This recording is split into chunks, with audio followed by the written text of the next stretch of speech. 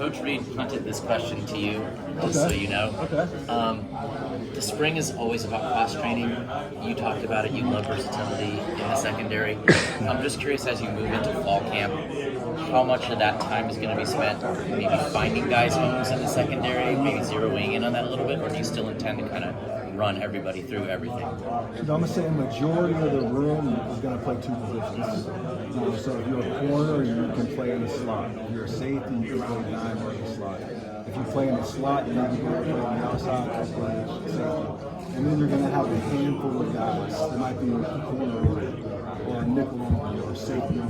In spring, we cross-train everybody. In camp, those guys who are corner only, nickel only, safety only, you'll see them just playing their positions. But all the other guys will still cross-train because at the end of the day, we always want to try to get our best DBs. So if that's in base, we want our best fullback. If we're in nickel, we want our best five guys. If we're in dime, we want our best six. And we don't want any handicaps where if something happens to the dime, it's just the backup dime. We're the next best DB to the And I asked Coach Buck this question, but how much more is on the menu when you have a defensive line that can get there with four? When you can rush the quarterback with four, I mean, it opens up a lot because now you can blitz when you want to. You don't feel like you have to blitz. And it allows you to invest more in your coverages. So that's something that, was a big emphasis of us. Obviously, the first thing was stopping the run. Like you have to stop the run first to earn the right to rush. But stopping the run and affecting the quarterback with four has been a big position. It's something we still need to continue to improve on. How much better do you expect this group to be than last year's once the season starts? We're kind of trying to ignore expectations and just be better today than we were the day before. The same mindset we had this past year. And knowing that if we do that all through camp, if we do that all throughout the fall, we put our heads in and we're doing a pretty good defense. My last thing. You're allowed to do less and less tackling, but tackling in space seems like it's more and more important in the game. How do you negotiate that as you step into a fall camp? You have to emphasize it. You have to show good examples. You have to show bad examples. You have to do a lot of drills. You have to be creative with your drills. You have to show drills carrying over to the field. It's just something that you have to stay on with guys. And then when you get the opportunity to tackle in practice, you have to do it. Coach, last year USC had a lot of close losses. How do you take those close losses and turn those into wins year two? I think you have to learn from those mistakes, starting with the staff. Was I making the right call to put them in the best position? After the call, we talked about just doing your job and trusting that the guy next to you is going to do his job. And we felt like there were some times this past year where whether it was the call on me or whether it was someone not doing their job, we just let a couple wins slip. We've learned and we're excited to go out there and put it on display in the fall. How do you coach that out of somebody trying to do too much, trying to be the guy? I think it's just trust. Okay. It's trusting that the guy next to you is going to do his job. And that just comes with reps, that comes with communication, that comes with the ups and downs on the field. I think we have a closer team this year, but I feel like the closer the guys are, the more they trust each other. And last year when you showed up, you said you probably had more talent here than what you had over at the other school, across town. You've got more talent now. How big is that defensive line compared to what you might have coached in the NFL or over at UCLA? We lost some guys who had a lot of production. We feel like the guys that were behind them, they made big strides in the fall, and they made big strides in the spring. And we feel like the guys that we brought in who are new made big strides. We definitely have more size.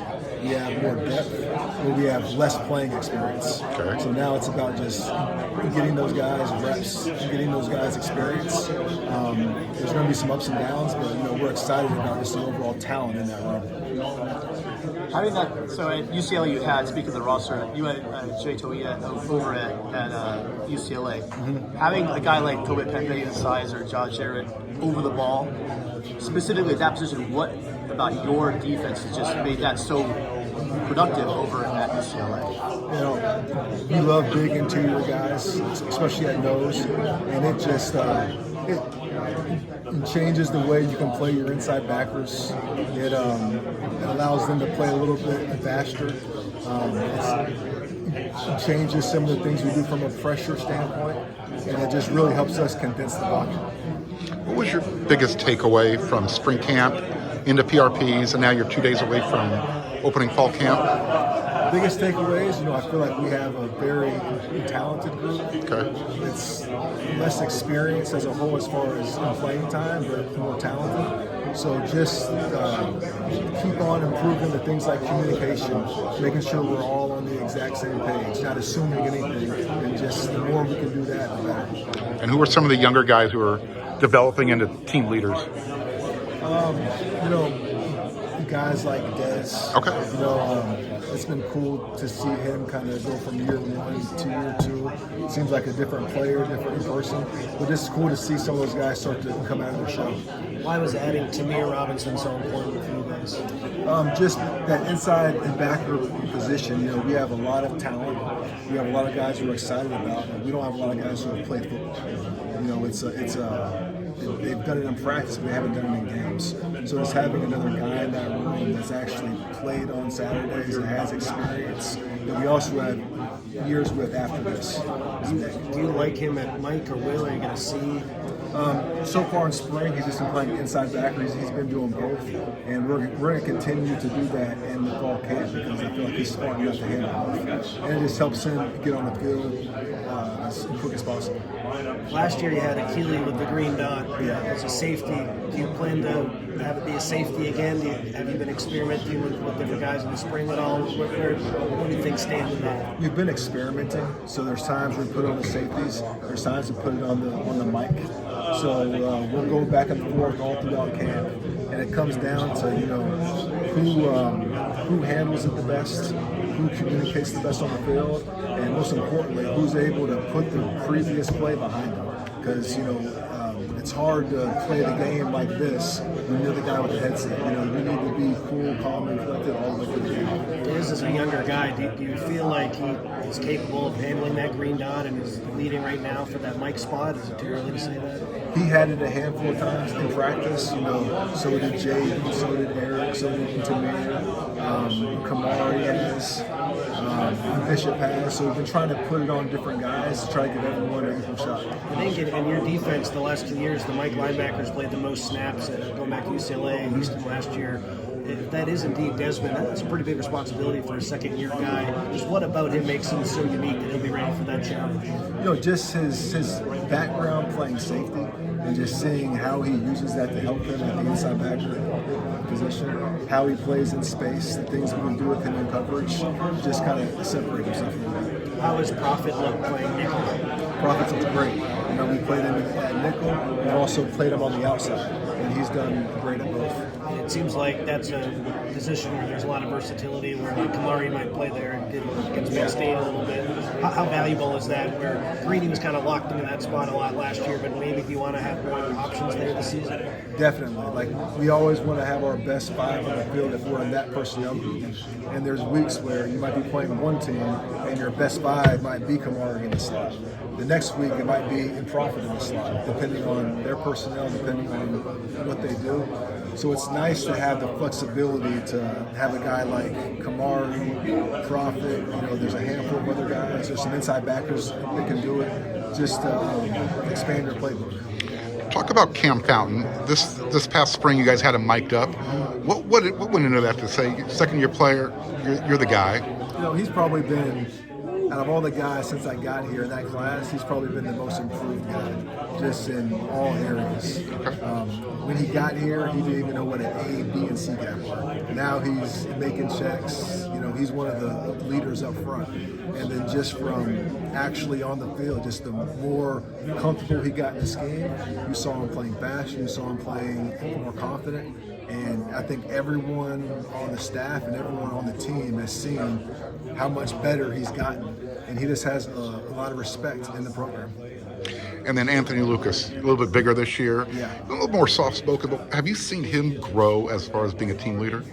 I have. You know, we missed him for a big chunk of spring. I wish he was out there, but still, just him on the side and how he's helped the young guys. That's really where he's helped us a lot. Is there someone on the defense coach that you feel like we're not talking enough about? Someone that you're really excited about who just hasn't gotten a lot of recognition so far? You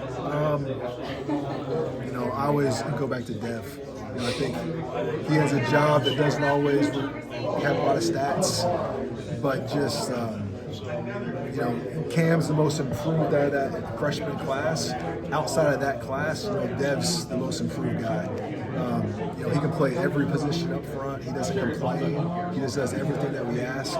He's taken a step up as far as being a leader in that room. And like I said, I think he does a lot of good things that don't always get put on the stat sheet, but are a big part of what we do on defense. So did you see that coming from him when you first got here? Like, oh, that might be a guy that... You saw flashes, but, you know, Coach Henderson and Coach Nua, they were the ones that were like, you know, this is going to be your guy next year. And once they said that, it was in my head. And then you could see it all throughout spring, but they saw it first. What's it been like to be working with Coach Ryan again? Oh, it's been awesome. You know, just having a guy with his experience. He's coached D-line, outside backers, inside backers, been a coordinator. Having that experience in the room, something that you can't replace. How have you seen the linebacker core already be affected by, you know, being able to be coached by him? Just their overall football IQ, and not just with the starters, going down to even the threes. Like when you have our third and fourth group inside backers in, you see them communicating, you see them making checks, you just see that they have a better understanding of the scheme and just football overall. What allows Coach Ryan to do that? To get, you know, what is it about him, particularly as a coach, that allows him to transfer that? And he's just a football junkie. You know, he's probably he's the first one in the office. He watches tape all the time. It's just something that he's very, very passionate about, and he has a very unique way to teach, which is different than anyone on the staff. So I feel like, you know, when they leave the unit room, they hear it from me. They get a chance to hear it from him, and it's going to be a completely different perspective. In the spring, you moved Elijah Newby up to the front line, kind of get a look at what he can do there. It looks like he's going to be staying back at the linebacker position. Yes. What does he bring to that room that you wanted him back there? You know, he's going to have some versatility now because, you know, there's certain fronts we get in where we might have an inside backer on the edge, like we did with EG this past year. And he's a guy that, you know, he showed that he could do some things on the edge, but we just felt like he can do too many things off the ball to limit him to just being on the ball. Is his speed just one of the best assets you have on that side of the ball? He really is, yeah. Are you still all about obnoxious communication, or do you have a new core concept that really you guys do? Still obnoxious communication, shocking effort, and attack. And those are three things we emphasize because we feel like those things anybody can do. You know, those things, you don't have to be a starter, you don't have to be a senior. Everyone can do those things, and we feel like if everyone does those things, it doesn't matter what call, it's going to elevate the call. How does that apply specifically to the linebacking group that doesn't have like a ton of veteran experience? I would say it applies huge with them because that's the room that has to talk the most. So we put the most on their plate as far as you have to communicate to the D-line about things. There's also times where you're communicating with the secondary. So they have a lot on their plate as far as just checks, communication, alerts. There's a fine line between confidence and arrogance. I tend to walk that line like a drunk sailor on a Friday. Where do you want your defense? Do you want them on the side of confidence or arrogance? Confidence. You know, I think that I think sometimes if you're extremely confident, you can get mistaken by arrogance. But at the end of the day, when you put in the work that our players have put in week in and week out, when we step on the field, they're going to be extremely confident. But again, I think when you have the work to back it up, it's not arrogant. We got time for one more question. Eric Gentry's been mentioned a couple of times. It's like delivering some speeches, bringing everybody together, all that stuff. What does he give you as an extension of kind of the coaching staff, maybe like emotional, you know, heartbeat of the defense? Yeah, you know, him being the most senior person in that room, you've kind of seen him take that step, and he's, you know, the heartbeat of the defense. You know, everyone on defense loves him. They love how he plays. They love his energy. So he doesn't talk to the group a lot, but when he does, everyone pays attention. Thanks, Coach.